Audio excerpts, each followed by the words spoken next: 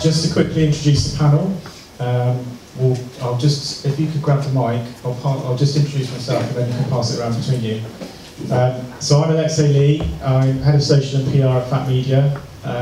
We are a national digital agency. We kind of do a big rack of digital services, but included in that is advertising, and obviously native advertising is a part of that. We also run a brand called CollectivEdge, which is a blogger matching service for brands, where we run a lot of influencer campaigns. So that's kind of why I'm here, and I've organised it. Can I pass you over to Carla? Sure, I'm Carla Faria. I'm the Head of Content at The Foundry, which is Time Inc. UK's new content creation centre. And I've been at Time Inc. for 6 whole months, but I was there, as I was telling the rest of the panel, I was there for a much longer time, quite a little while ago. But in the time in between Time Inc. Tour of Duty 1 and Time Inc. Tour of Duty 2, I was at a company called Say Media, and I don't know how many of you are aware of Say Media, but they are a digital publishing company that specialises with content creation from bloggers, and it was a very interesting time. Thank you, Carla. Hello everyone, I'm Denise. I'm a petite fashion and travel blogger. I've been blogging for 3 years now and have been working with brands like Boohoo, M&S, Jacksford, to name a few. Thank you. Hi, I'm Dan. Sorry. I'm Dan. I work for a company called Unidays. I'm the social media and content manager there. So we're a youth marketing brand. So we're a destination for students to shop, discover new brands, save loads of money, and we also help brands connect with that hard-to-reach Gen Z audience. We're in 12 countries now. Key focus for us is the UK, Australia, and the US. So that's where our focus is with our influencer activity. So we've got YouTubers, we've got Instagrammers, bloggers, and that really helping get our brand message out there and drive user acquisition and traffic to the site. Hi, my name's Christie. I'm the Public Policy Manager for the Internet Advertising Bureau. We're the trade body for digital advertising in the UK. And part of my job is to help make sure that the industry understands the rules and to develop good practices around them, particularly when it comes to content and native marketing, social media marketing and disclosure. So a few of the questions we're trying to answer, I think today, or maybe just discuss, maybe we won't find the answers. Is paid for content advertising, or is it another new form of marketing? What are the ethical implications of doing native advertising, of creating native advertising and working with influencers with paid content? And as a result, what are the best practices that we need to establish? Does paid for content devalue editorial or affect the credibility of the publisher in any way? And what does the future hold? How will this proliferation of paid for content change the digital landscape for consumers and publishers? So, I'm going to quickly move on. So is it advertising or is it something new?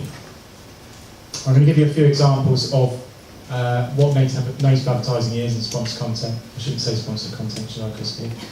We'll come on to that. So BuzzFeed's probably quite a good example. You can see that Mini have commissioned a bit of paid for content here, probably officially titled Native Ad. Native advertising is quite prolific on social as well, so you can see the lovely Google have been advertising to me on Facebook quite recently. Apparently I need training. So all those kind of sponsored posts and ads that you see across Twitter, Facebook, Pinterest, Instagram, you name it, everyone's commercialising. That's kind of native advertising. Quick example from Carla, sent through summer selfie tips. So that's an example of some native advertising that Time Inc. have done with Marie Claire and Speedo. And one from Dan as well. Instagram, that's actually a paid for post from an Instagram influencer on behalf of Unidays. So, can I start with Carla? Now that is quite a question, and I say it's quite a question because we've just as Time Inc., we've actually just gone out to market to try and just more simply and cleverly and thoughtfully define between the different kinds of paid-for advertising. So the way I think about it, or the way we've tried to think about it, is that commercial content in general sits across a kind of spectrum. And at one end of the spectrum, you've got what we would call, and I really kind of emphasise that this is very much how we feel at Time Inc. We have what we would call sponsored content or sponsored editorial, which it's not a definitive phrase, but it's where our editorial teams are creating content anyway. It's something that they would do anyway. It's not going to be influenced in any way, shape or form by an advertiser. But just because, just through sheer good luck, fate just falling in the right way, if an advertiser happens to have a strategy that so matches what the editorial team happen to be doing, whether it's summer beauty or swimwear, they can sponsor it, but they get no opportunity to change it in any way. We will label that a certain way. I believe that, in answer to your question, I think native advertising, commercial content, sponsored content, they are all advertising because money exchanges hands. The differentiation that we make, and I don't know if this is an interesting point, and it'd be really interesting to hear your feedback at the end, the differentiation we make between advertorial and native is quite interesting. Advertorial content, I think, is where an editorial or a blogger team may create the content, but the client, the advertiser, has the opportunity to amend it, to change it, to make it their own. Whether that ends up being a great piece of content or not, that's an answer to another question. But I think the difference between that and native is that native content, the desire for it may still come from an advertiser, but the content is created by the editorial team or the blogger, and the advertiser does not get to change that. It retains its authenticity, its true authenticity, and it is labelled as such. The way that we differentiate that to our readers is by labelling them differently. So we will label any advertorial content, regardless of whether that's written content or video content, we'll label that as a promotional feature. Whereas with native, we'll label that very differently. We'll label it as in partnership with, because we want to show that there's differentiation, and the differentiation falls kind of where the control lies. Okay, can I pose another question? A PR agency sends a product to a journalist to review. There's no money exchanging. They give a positive review of the product and publish it. Is that advertising? My belief is that it isn't advertising because no money's exchanged hands, as you said. And also that, to me, the criterion that's really important there when we're finding it difficult to differentiate is control. If the control sits with the editorial team or the blogger, then it's editorial. They've chosen whether to run the piece in the first place. One, they've chosen how they're going to talk about the product, and they've created it in their style, and nobody has tried to make them do otherwise. And it was very interesting. I think we were talking about this before, but we went into this in a lot of detail with our legal team, and our legal team was saying it's all about control, and it's about the control beforehand, not just about amending content after it's been created. But if an advertiser is coercing you to, I'm going to send over this swimwear, but I would like you to hero the red one with the zip at the back, please, because that's the most important one, i.e. the one that we need to sell the most of. That then becomes control, it needs to be labelled, and it becomes advertising. Okay. So, Christie, we had a conversation a few days ago about what sponsored content should be classed as. It's quite a widely used term in the industry it's a kind of catch-all term, really, for a lot of people to talk about paid-for content. That's why I've hurriedly changed the terminology in my presentation. Thanks, Christie. Okay, so when we were talking about it, you were saying that sponsored content really should be classed as content which is controlled and edited and written by the publication or the content creator, but just happens to have a brand endorse it. Can you explain the difference between that and what Carla's just described? Yeah, sure. Actually, I think Carla's doing my job for me really well this afternoon, so I can just go home. No, I mean, I don't think actually there is a difference. So I think what Carla was saying is absolutely right. Certainly from a regulatory point of view, if there's payment and control, then yes, that's advertising, and it's regulated by the Advertising Standards Authority. If there isn't editorial control in any sense, then it's not advertising from a regulatory perspective. And that's where the kind of the catch-all term sponsored or paid for is important. And again, as Carla was quite rightly saying, it's important that you distinguish between those things. So it's important from the point of view of your audience that they know, whose opinion is it that they're hearing, whose messages are these? Are they the messages of the publisher? And a brand is just associating themselves with that content because fortune or planning or good luck, whatever it is, they like the content, they want to be seen, next to it. That, strictly speaking, certainly from the point of view of the regulator, is sponsored content because the brand is putting money in, but they're not influencing the actual content. So it's a bit like, the same way that Virgin sponsors a marathon. It doesn't affect how the marathon works, it doesn't affect how you run, where you go, it's just their brand is against the marathon. There's a difference then between that and content where the brand is influencing what's said. Nothing wrong with that, absolutely not. But it helps if you have a different label so that the consumer can distinguish between the pure sponsorship on one side and the more sort of advertorial approach on the other.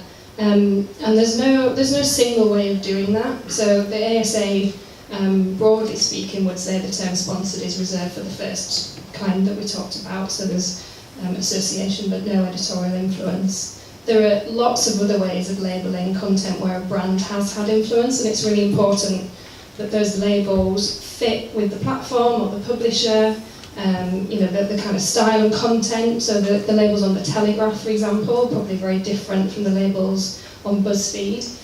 But as long as you have clear labelling that distinguishes those two things, and you're consistent about it, then your audience will learn to recognise it, so they'll know which is the sponsored content, as we would call it, and which is the more advertorial content, and then they get used to that, and away you go. Okay, thanks, Christie. Can I throw something out? Sure, Dan, go for it. Okay, so let's just take bloggers as an example. So let's do it as almost like a spectrum. So you've got one end, you've got bloggers that, for example, brands might pay them, £50, £100, send them, a car or whatever, and they almost script what they're saying. So this is what you need to say, and that. So that's obviously advertising. And then further along, you've got maybe an open brief. They're still paying for that post, so we'll pay £50, £100, we'll pay for that post. But you've got an open brief, so here's, say, a brand to talk about. And then the other end of the spectrum, which is something we're kind of flirting with at the moment at Uni Days, and that's working with bloggers on like a cost per acquisition point of view. So they've got a completely open brief. They can choose whether or not they want to work with Uni Days. They can say what they want about Uni Days. We would just provide them with some best practice guidance. Maybe this is how you can talk about a brand, but they can do what they want. They can talk about us. It's their thing. It's all self-managed, so they can do that. They can get their referral links, so they can almost like an affiliate. So they're like an affiliate. So they talk about Uni Days. Talk about the brands, etc. And then there's a call to action on there to sign up to, and then they get paid for every user that comes by that. So where does that sit? Because that's the bloggers sort of open. They can say what they want. They've not really got a brief, and they're only getting paid for every user they acquire. So I guess I want to kind of throw that out there. Okay, I'll have a go answering that. I guess it's not. Then that's not advertising. The latter example, and again, this is very much a regulatory point of view. I accept that there's many different kinds of approaches that, broadly speaking, would be classed as advertising. But strictly from a regulatory point of view, that's not advertising. But more broadly speaking, it's still marketing. And if there's payment, then that should still be disclosed. And I think that's kind of where I was coming back to earlier. There are different ways of badging up different arrangements. So I think in that latter example, you should still disclose that there's payment, because it's important that the audience knows that the blogger hasn't just happened of their own accord to start writing about Uni Days. There is a commercial relationship, and it's important that the audience is aware of that. But it doesn't mean to say you have to label it as advertising. It's perfectly legitimate. But there has been a kind of a clamp down recently on those kinds of approaches, where payment is being made for people to talk about certain products and services. I guess it kind of gets a bit grey when there's a very open brief and it's up to the blogger, for example, to say whatever they like about uni days, but I'm sure you'd soon stop paying them if they started being very critical. So if you think about it from that way around, would they be saying what they're saying if you weren't paying them? And if they wouldn't, then that should be disclosed. And I think, really, if you're in doubt, then disclose it, because there's nothing to be lost and everything to be gained from doing that. I have one question as a blogger for Kirsty, because when I get free products, I do still disclose saying, this is in partnership or I've got a free product. So is that something that needs to be done? I mean, I do it anyway, as you said, it's always best to do it rather than getting in trouble. So do you think that you should always do, even on say on your Instagram or your Twitter, you got some product you really liked, say a MAC lipstick, and you said, I really love it. So should that have a hashtag that says ad or Max send me this product? So I guess a bit of disclosure, it's not quite the right word from me. I'm not an expert in kind of PR, kind of codes of conduct and practice, and I think that's where that would fall rather than advertising. But I think certainly from kind of what I've seen around the sort of the PR issue and bloggers and kind of that kind of thing, the kind of good practice is to say if you were given something for free. I can't say definitively whether you're required to by law. I don't necessarily think you are. If you were sent it with no strings attached, and you've tried it out and you happen to like it. Equally, if you didn't like it, you wouldn't write about it. So if there's no control over the content, it's fairly open. It's not advertising, it's PR, and then it's really up to you. But I think as a kind of matter of good practice. And again, in the interest of your audience, just knowing what the score is, it's much better to say that you were given it for free. Absolutely. Do I have a minute to add one more thing in? 1 more minute, yeah. I'll be super quick, I promise. The only other thing to add to that, which is probably a slightly opposing view, but it's hopefully an interesting one, is coming from the world of traditional media. So the brands I've got, say for example, the Marie Claire and InStyle and Look and Now. But the beauty teams, the beauty editorial teams have been receiving products for generations. Bags just come through the door for those lovely ladies full of products. They don't have to write about any of them. They can write about all of them. They can say what they want about them. But those beauty pages wouldn't exist without them. And it's all editorial. So I think there's no control. It's just like we're just putting this in front of you. Try it. If you like it, you might want to write about it. So that's I guess the legacy. Right. So what that means for the future, I don't know. Yeah. But I still think without the payment and the control part, you probably. I don't know if I should say this, but you're probably in a safe place. Yeah, I mean that's one of the questions. One of the things that interests me the most, actually, coming from historically a PR kind of background and then moving into advertising, is the difference, the very, very fine difference now between the two. And in some cases, we're kind of moving on to the next question really, but in some cases, for instance with Google, entities don't really define between them, which probably Debenita, being in the SEO industry, you've come across very recently. They've changed their guidelines in terms of what they class as paid-for content and therefore discount for SEO reasons. If you're sending free products now, they class that as paid for. So we'd expect a similar disclosure. So it's interesting that they've defined that for the blogger, but they haven't defined that for the publication. So where do you draw the line? One thing, sorry. That's the main thing, because I know that you have to add a no-follow link. I was talking to Kirsty and Clara before this. When I say to a brand, I will put a no-follow link, whatever the reason is, they just disappear and they'll respond because they don't understand. I do send them a Google guideline link saying this is as per Google, or else you can get penalized as well, where people would. I think it's just the education, no one really knows what's going on because it's massively changed in the last few years. Just food for thought really, in terms of why native advertising and influencer marketing and sponsored content is gaining traction and increasing in popularity. By the way, everyone's scribbling and hurriedly taking photographs. I am going to send out the slide deck afterwards. Feel free to carry on. don't want to make you self-conscious, but you will get it all, don't worry. Consumers interact with native ads 20 to 60% more than they do with standard banner ads. This is research done by Facebook, so it might be slightly biased. Reading a native ad headline yields 308 times more consumer attention than processing an image or a banner. That was from HubSpot. This is an interesting one because there's no kind of hard and fast really with this, just interesting stats, and this has changed slightly.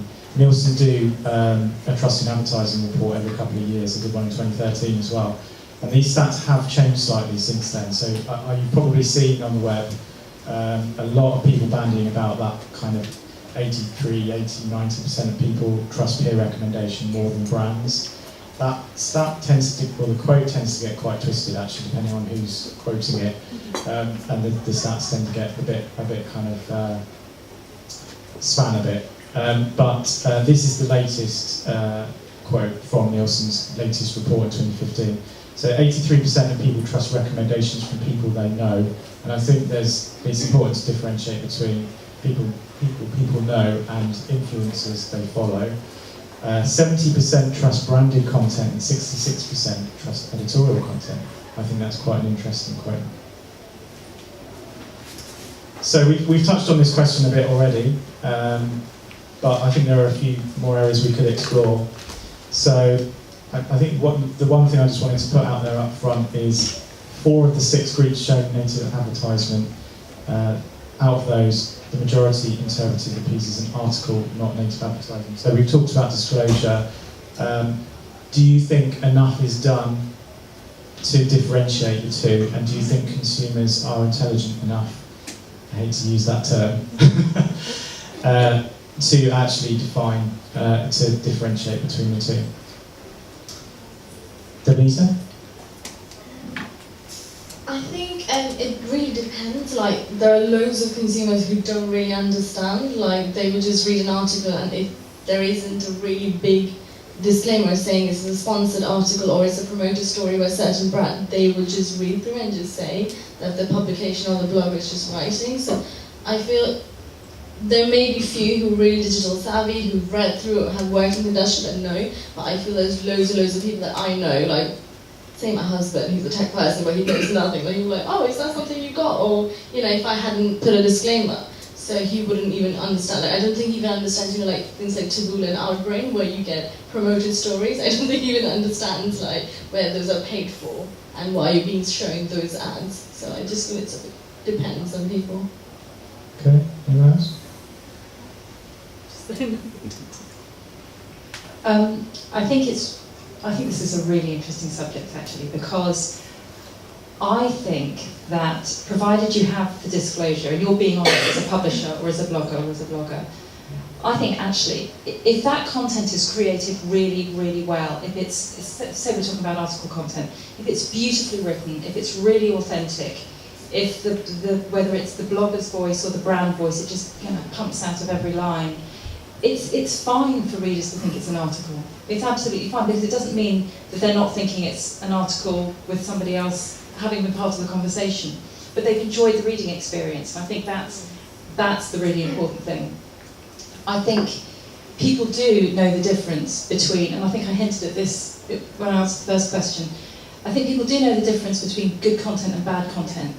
And I think that difference becomes even more stark when a third party brand is involved, because if you're talking about those slightly ham-fisted or clumsily put together advertorials, and not all advertorials are, by the way, some are beautifully put together, but the ones that aren't quite so beautifully put together, it's really obvious that it's not in keeping with the host brand. And the host brand might be a Telegraph or a Guardian, or it might be a blogger, but you know as a reader or reviewer if it's video. That it's funny, I was having this conversation with somebody recently, and it's as a reader, you feel that there's an imposter in the room. You kind of think, hang on a minute, this isn't like anything else on the site, but I can't pinpoint why. It's just the tone is slightly different. And the reason the tone is slightly different is because somebody after the event has started to amend it and require those amendments because they pay money for it. And I think then, yes. So in answer to your question on that front, I think yes, people can tell the difference, but actually the difference has been between well put together content and poorly put together content, and content that possibly hasn't been labelled properly. Well, this research is, obviously it's just a piece of research that's been done, but it's indicating that people can't necessarily tell the difference between native ad and editorial. As you've mentioned, there might not be any issue with that, but if you kind of look at some of the articles out there around disclosure and people getting a bit annoyed that celebrities and influencers are kind of starting to do this without proper disclosure, that seems to indicate that people actually do care whether it's being paid for or not. Discuss. I've just got one more thing.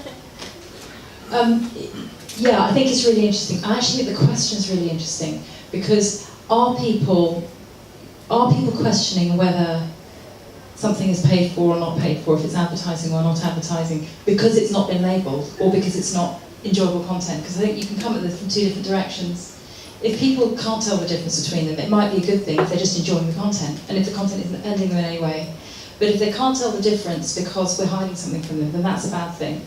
But I think it's interesting to know where the questions come from. If it's come from a disclosure perspective, I think obviously that's a horrible thing. Yeah, I mean, my assumption is that people are getting annoyed because they are looking to influencers for genuine endorsement or genuine recommendation or genuine feedback on things, and when it's not disclosed that actually someone's paid them to endorse a product, they kind of feel a bit cheated.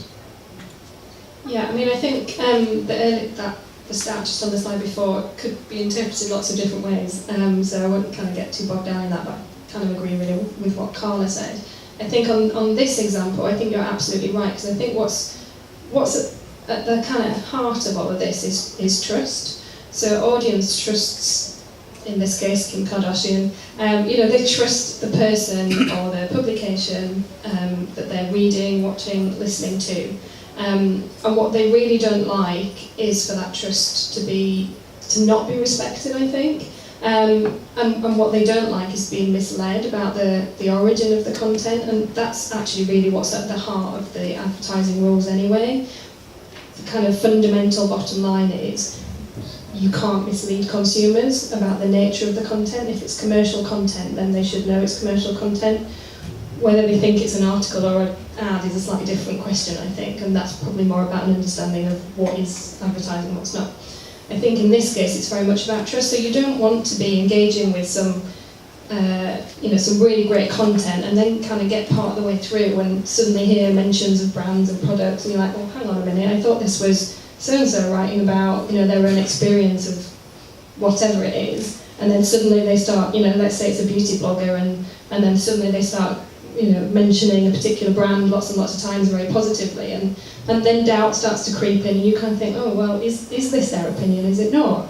And it isn't the consumer's job to have to work out whose opinion they're hearing. They should know up front whether something's, is this De Benita's view on whatever it might be on this particular dress? Did she go out and buy it, or even if she didn't, has she worn it herself? Does she love it? Does she think it's great?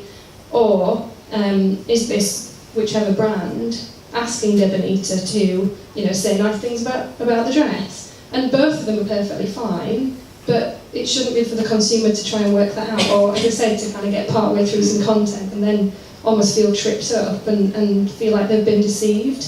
And the reason why we're talking about influencer marketing today, and it's growing, it's really popular. The reason for that is because influencers, when they're good, they have the trust of their audience. That's why brands want to work with them, because they've got an authentic voice, they can create really great content, they're really engaging, they've got that almost one-on-one relationship really, but it's all built on trust. And as soon as consumers start to feel that trust, as I said, is not being respected, that's when you'll get a backlash against the likes of the Kardashians promoting tea or whatever it was. Another good example there as well.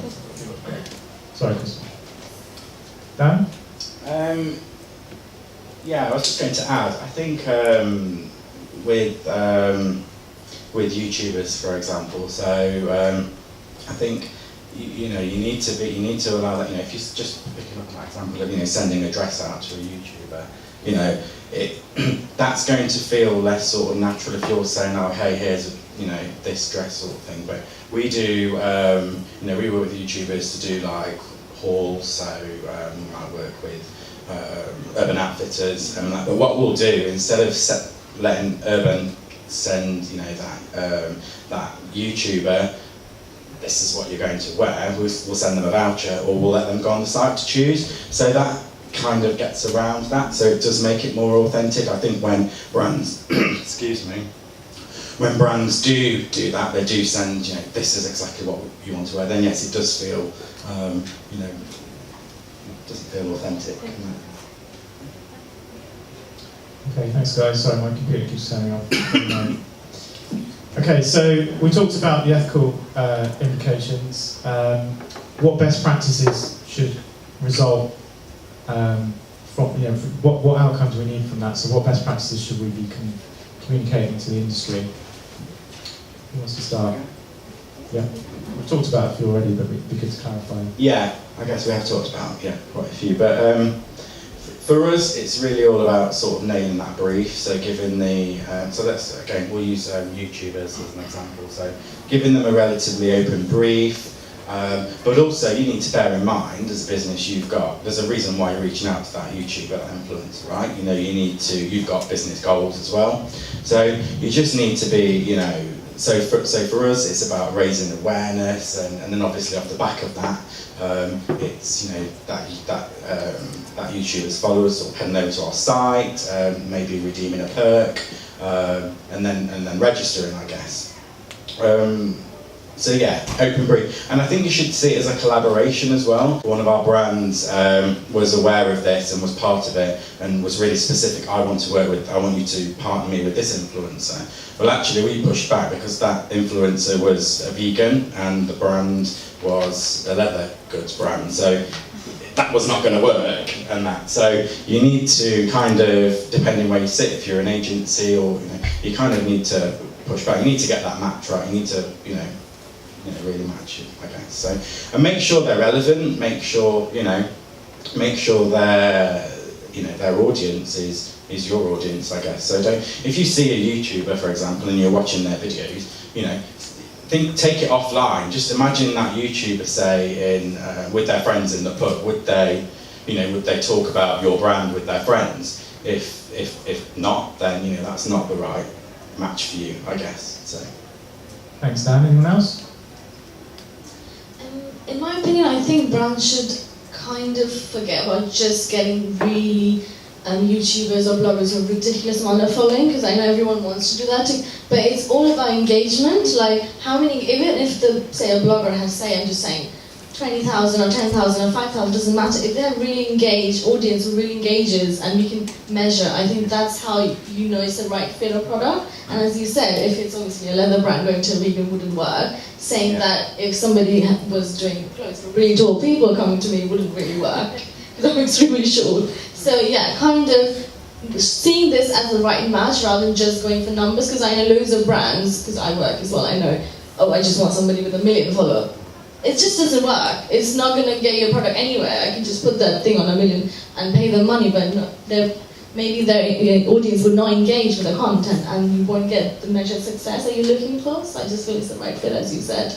Yeah, sure. I'd add to that actually is look at the channels that they're engaging through as well, because different influencers have different networks, and some may be more engaged on Instagram, some may be on Twitter, some may just have a huge readership on their blog. And it's just thinking about the objectives of the campaign, so what you're actually trying to achieve from engaging that influencer. Is it brand awareness? Are you trying to drive traffic through to the website for a campaign? Obviously, if it's traffic, then Instagram isn't going to be the right channel. So, I think in terms of good practices, I know we talked ethics on the previous question, but I think kind of, the basic rule is honesty is the best policy. And we've kind of talked around it and across it, so I won't sort of repeat it too much. But just you need to find influencers and just need to find their own way of showing their audience what the relationship is with the brand when they're doing content for a brand.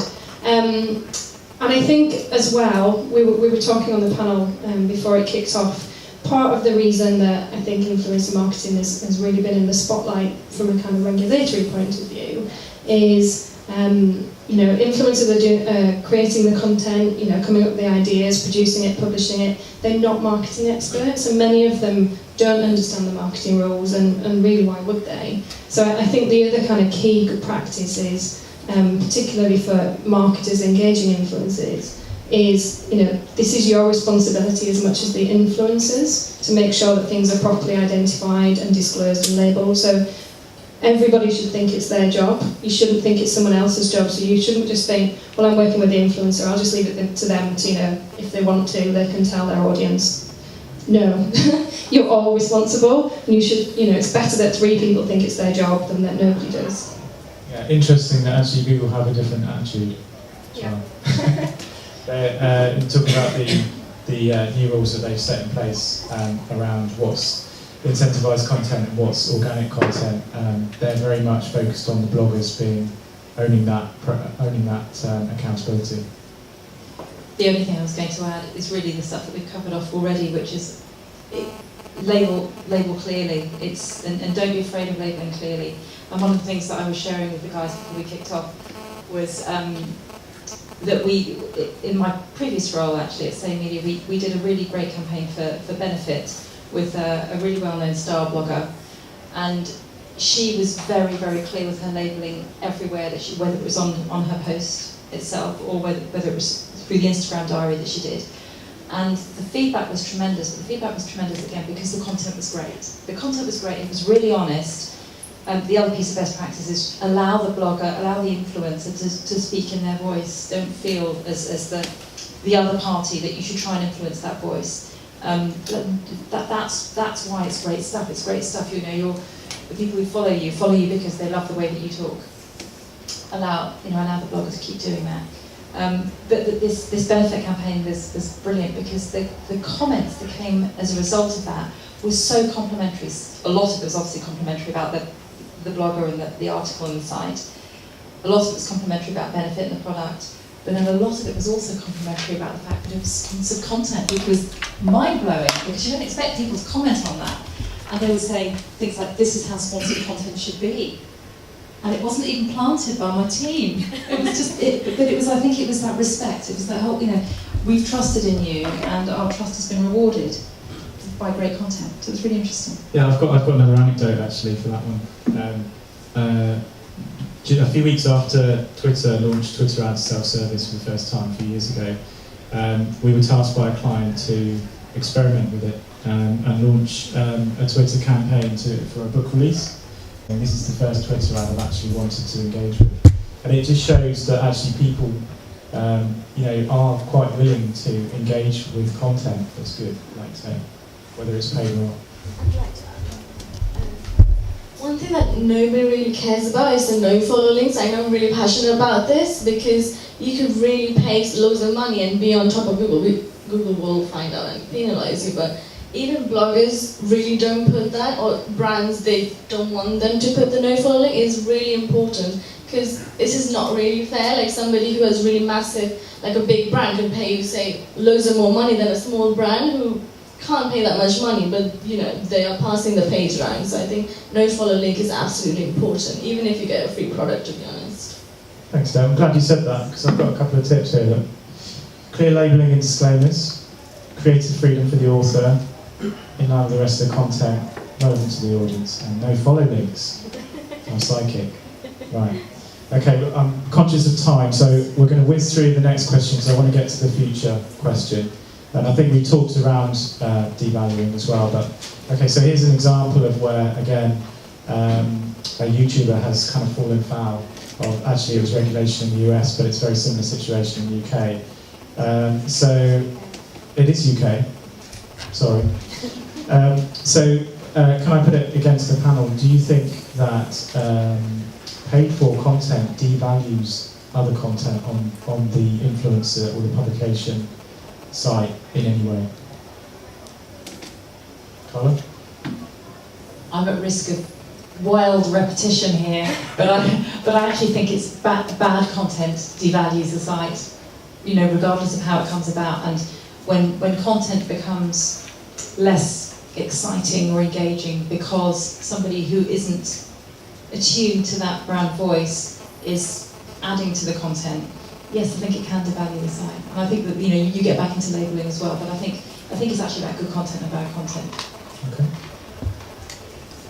Yeah, just to add to that. So I think we obviously work with, I've talked about working with influencers, but then on the flip side, we also host, we started it recently, hosting sort of native content on our channels. And I think if you say, look, sell your soul, and you allow your sales team just to sell whatever, and then you post that on your channels, and that can easily happen in an environment where you've got sales team with targets and all of that, then yes, I think it can. But we've partnered with the university in the UK, and we've aligned them to, because they've got the same target audiences, right? We're connecting with students, they want to also connect with college students, so the 16 to 18-year-olds. So if we align them, which we have done, to our sort of content marketing strategy, so helpful tips, advice on sort of revision, so clearing, how do I get out of clearing, alive, sort of thing. All of that content, actually that's adding value to our users' experience if we target it in the right way. So by partnering with this particular university, they were able to provide us with content from the thought leader in there. So if it was tips on revision, how great for our audience. We've got content from a university, from lecturers at a university, and that. So actually, it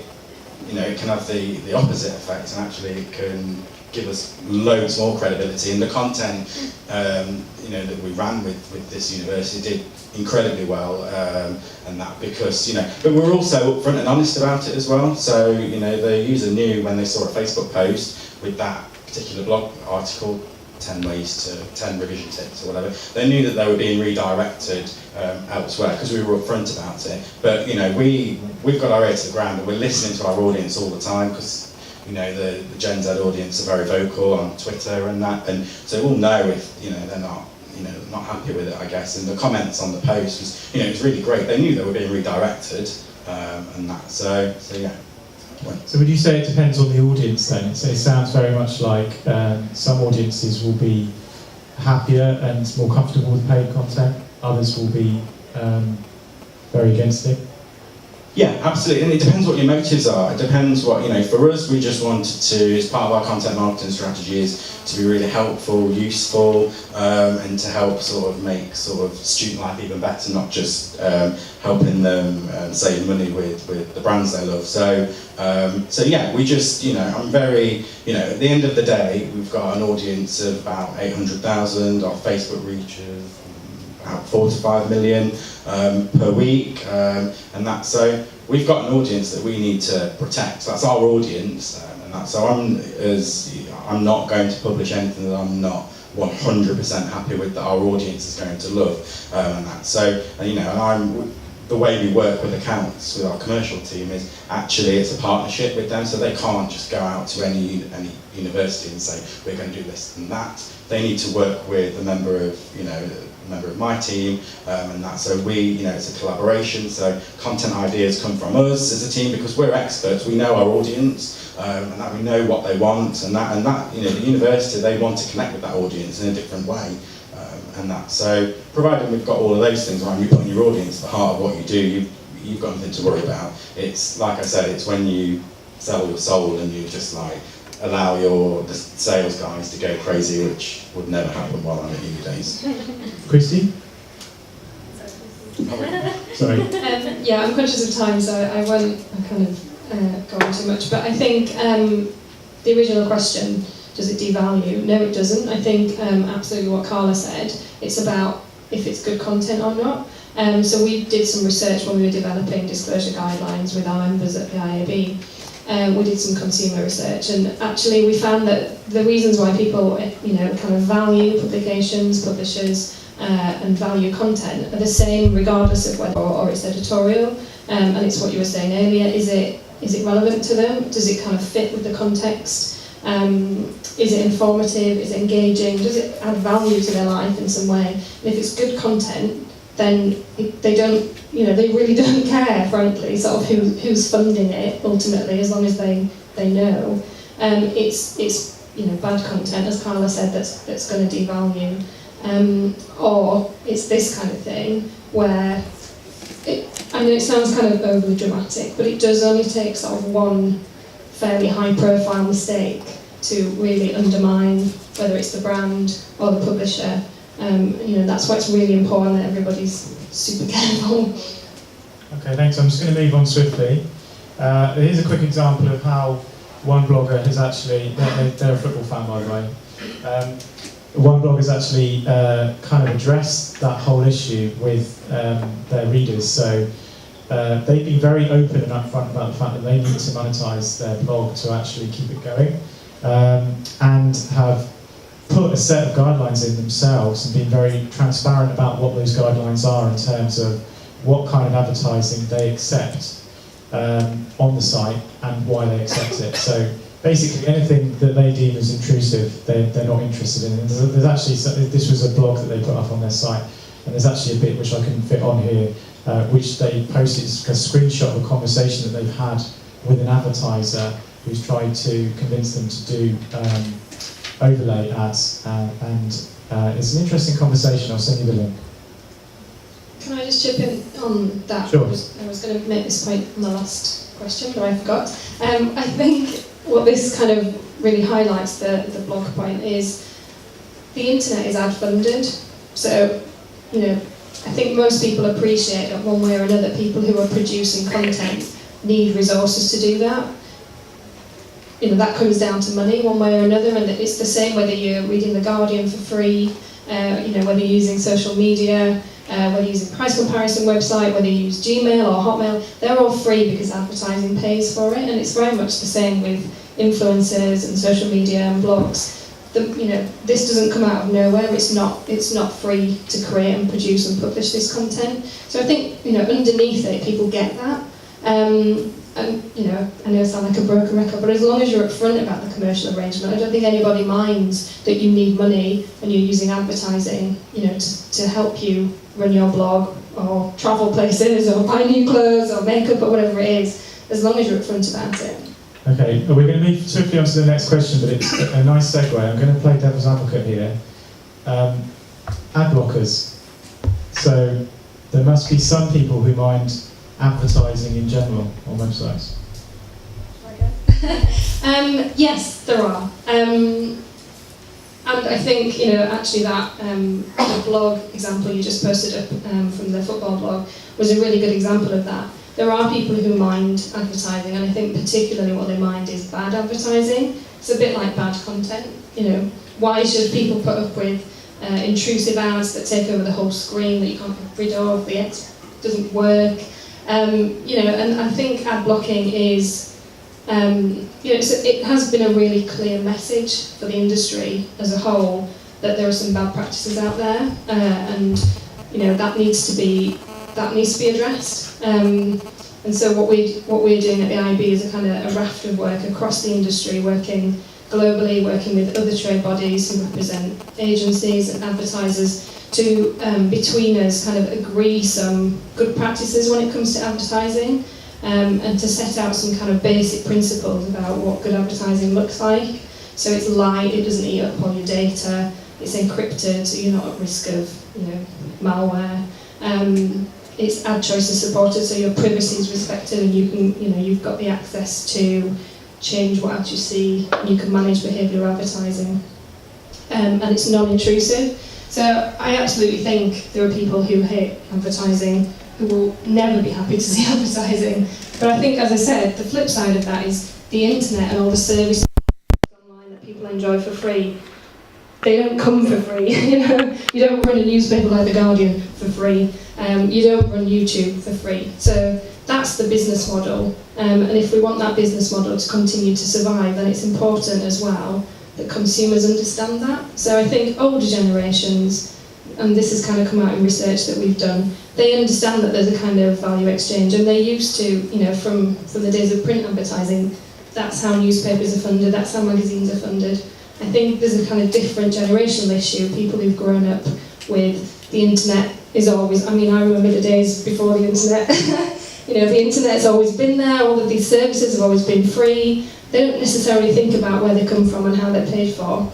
And that's fair enough, but I think that's the other thing that the industry is starting to do, is to engage in that conversation with their audience, to say, look, we bring you this content for free at the point of access because, we take money through advertising. So if you want the free content, then, that's the deal. If you don't want the advertising, fine, but we can't bring you the content for free either.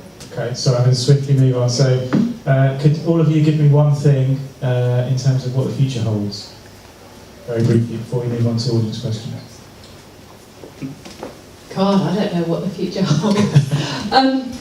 I think, I'd like to think that the future holds better quality content, because I think one of the things that we did discuss when we were preparing this between all of us was how easy it is to regulate advertising online and native advertising online, the rate at which it is moving. And I don't think it's easy to regulate at all. I think there's a lot to keep on top of. But I think as we and organisations like yours do keep regulating and keep managing it and keep spotting offenders and also keep upholding people who are doing a great job, I think we'll see better quality commercial content online. And I think that's going to be a better reading and viewing experience for everybody. So I don't know how long it'll take to get there, but I think we'll probably see, and this is sad in a way for all the reasons we talked about, fewer traditional ads and more integrated and commercial pieces of content. Okay, Denise, do you think it's all going to become paid for content eventually? I think it will be more like article-based content, because people enjoy reading content as opposed to, I know there are people who make remarketing ads as well. So I think lots of people will go into look marketing, but I think what IAB or other marketing agencies together can work with the blogs, as Christie mentioned, is three people's responsibility to make sure the content is good, or if you have any ads or anything that really fits the audience. And I think that's, by saying that, it will be more and more people will opt for that. Thanks, Dan. So Dan, content fatigue?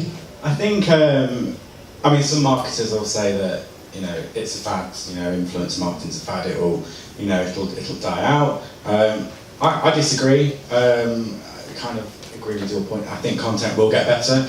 As a business, we're only, we're learning. We've been working with influencers for the last 18 months or so, and we're investing more and more of our budget into it because it's generating I can show its worth, I can show its value to my CEO, and that's what he wants to see. And that, so from our point of view, we're just going to learn and do things even better and spend more. We'll be doing a lot more going forward. Okay, I'm going to come into the audience now. Anyone got any questions? Right at the back. Thanks. Hi, yeah, I wanted to go back to the point about sponsored content. In my previous role in a branding agency, one of our clients was a national yogurt brand, and we found out that the vlogger Naomi Smart was a really big fan. So I proposed that we invite her down to the family farm, that we set a series of challenges for her, because kind of lifestyle vloggers love challenge videos, and that she can basically have the opportunity to create really amazing one-off content, sort of in partnership with us, but without us paying for her. So I think to give them the discussion, that sounds like it would be, this is definitely sponsored, but in a PR world, that wouldn't be labelled sponsored, that would just be a kind of interview opportunity. So I wanted to kind of get your opinion on how the PR/online kind of world are changing what we do around this. As I said earlier, I'm not an expert in PR, so perhaps leave it to my colleagues on the panel to pick that up. But I would just say with that kind of thing, it doesn't sound like it's advertising, no, so it doesn't necessarily need the same kind of labelling that some commercial content would. But I think in those kind of situations, that's a great example where you can just explain what the deal is. And I think this comes back to what we've already said, that there's not necessarily one size fits all when it comes to labelling, and certainly with influencer marketing, the kind of deal and the kind of relationship is going to vary, between each influencer You know, the kind of deal you might have with one is a totally different deal to the one you have with another. And I think you can just explain it, you know, just say what it is. That's really not coming from a PR point of view. I think it's probably more from a kind of almost consumer point of view, really. If it doesn't neatly fit in a box, that is fine. Just say what it is. And you know, the beauty of kind of vlogs and blogs and things like that is you're not restricted to, you know, you're not restricted by space or having to fit a label into, you know, 140 characters, whatever it is. You know, you've got the opportunity at the start of the content to outline what the deal was, and then, you know, you can carry on and let people enjoy the content. As we see more and more content being created, is there kind of like a saturation point for you where you would sort of say no? Because obviously your readers and followers, they want to see authentic content, but they probably want to see authentic, unbranded or unsponsored content as well. So how do you make that call? Yeah, so off lately I stopped doing too many brand collaborations, but well, because I feel the readers would just think my blog is all about getting money, and because I really like Topshop. I've never collaborated with them before, but I love wearing their clothes, and I end up buying clothes from there, even though I get sent so many stuff. But I feel it's really important for our readers to know, like, this is what I bought with my own money and I really enjoy. So I just feel you have to making money is one thing, but you have to respect your readers, because without the readers, the blogger is no one, to be honest. Because if your traffic really falls down, brands will never work with you. So I just feel you have to make that call as an influencer, that you have to put out content that you really feel passionate about. And then obviously in between, if you think you can, put in some brand collaborations as well. And just to add to that, I couldn't agree more. Working from the publisher angle, when we've worked with bloggers either outside our organisation or within, we've always said we don't want every single post to be a paid for post, even if it is great content, because the perception from the reader is, oh, well, this is just native after native after native, raptorial after raptorial after raptorial, even if it is good content. You just want to feel as though there's a bit of breathing space in there, and some of those ideas have just come out of an editorial meeting, or just come from you. So that's the micro answer. The macro answer, which is, I think, actually an answer to one of the previous questions, is there too much, you know, is there going to be branded content fatigue in general? Can you get too much out there in general? I don't think so, because I think the answer to that is there content fatigue? And we've had content since cave paintings, you know, in the oldest newspapers in the world. I think content will always be loved, because we all love reading stories. You know, we like storytelling, we love reading stories. It's just more deeply engaging than often seeing straightforward ads. But I think certainly on the micro sense, it's spot on, Devinita, really. I think that's an interesting point, actually. You know, in terms of what the future holds, actually, content fatigue in general, I think is going to get worse, just because actually the sheer amount of content that people can put out means that audiences need to be more discerning and need to, they can't manually filter. So does the future actually hold more automated filtering tools which are going to decide, maybe partly by the audience, partly through algorithm, what people actually see, and therefore is it going to be harder to run into advertising? I'm not going to ask any of you to answer that now. One more question. Thank you. Hello. Yeah, so we talk quite a lot about products. I'm thinking about events. Sorry, nearly dropped out. When you invite people to an event, do the same rules apply? And does it matter who it is? So a regular person on the street would maybe have to pay a lot of money to go to something, and celebrities have been invited to events for decades and centuries probably. But you're inviting somebody because you want them to tweet about it, you want to Snapchat, etc. They're probably not going to say, I've been given a free ticket for this. I'd just like to know what your opinions are on that. To be honest, I disclose, because if I've got a free ticket, because often people will be like, how did I manage to go to the event? And they've been reading my blog since I was like nobody, like really. So I do mention that, hey, so-and-so got invited, send me something like invitation that I'm going to an event because somebody told me to. I feel disclosing is better than not saying, because there are people who know me personally as well, and maybe knowing that I don't have that contact, otherwise I wasn't a blogger. So I do obviously disclose. I feel disclosure is the best, like you're saying the truth, because people really like honest people, end of the day. So I just disclose it. No, I just agree with that. I was going to say, I think actually, if you're part of a bigger organisation, it's the publisher's duty to disclose that. we've invited some people along, some fabulous people along to join our readers at blah blah blah. Yeah, I think disclosure's great. It should be the way forward. One more quick comment? Okay, well, thanks everyone for coming. It's been a really good debate. I've enjoyed it. I hope everyone else has. Anyone who wanted to ask a question who wasn't able to, our contact details are up there. Just tweet us or drop us an email and we'll get the panel to answer. And we'll all be at the pub. Thank you very much.